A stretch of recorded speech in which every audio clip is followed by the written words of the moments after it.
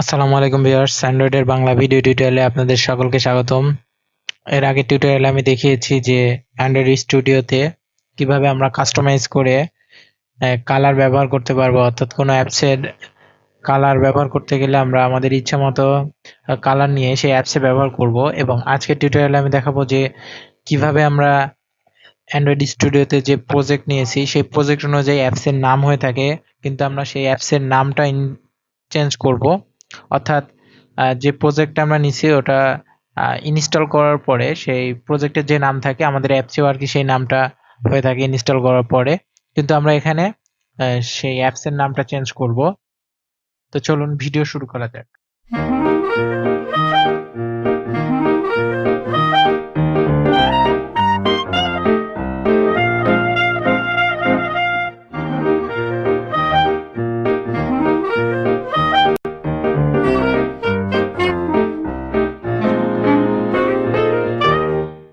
আমরা প্রথমেই শুরু করতে যাচ্ছি যে কিভাবে আমরা অ্যাপসের নাম চেঞ্জ করব। এটা অনেক সিম্পল একটি কাজ এবং জাস্ট একটা জায়গাতে চেঞ্জ করলে আমাদের অ্যাপসের নামটা চেঞ্জ হয়ে যাবে।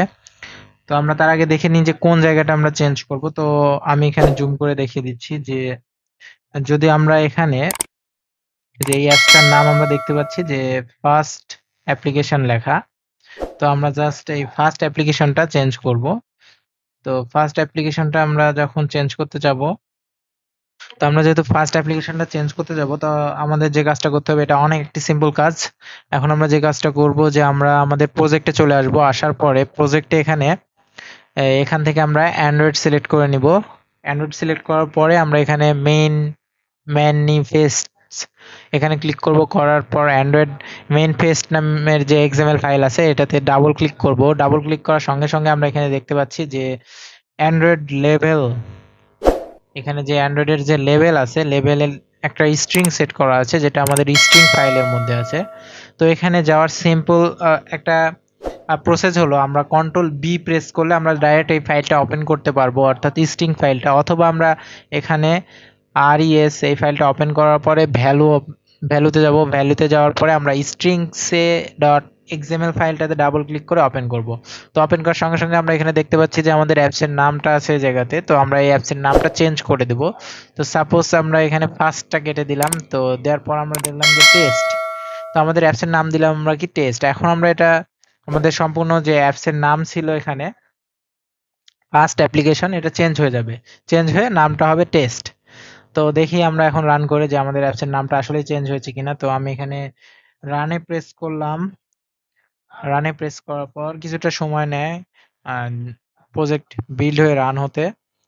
তো তারপরে আমরা দেখতে পাবো যে আমাদের অ্যাপসের নামটা চেঞ্জ হয়েছে কিনা। তো অ্যাপসটা ইনস্টল হচ্ছে আমরা এখানে দেখতে পাচ্ছি।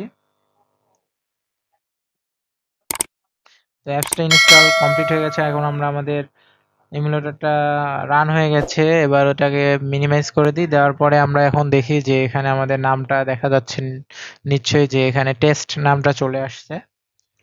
তো আশা করি এই সিম্পল কাজটি আপনারা অনেক সহজে বুঝতে পেরেছেন। এছাড়াও যদি বুঝতে কোনো সমস্যা হয় অবশ্যই কমেন্টস করবেন, আমি সহায়তা করার চেষ্টা করব। আজকের টিউটোরিয়াল এই পর্যন্তই। সবাই ভালো থাকবেন। আল্লাহ হাফেজ।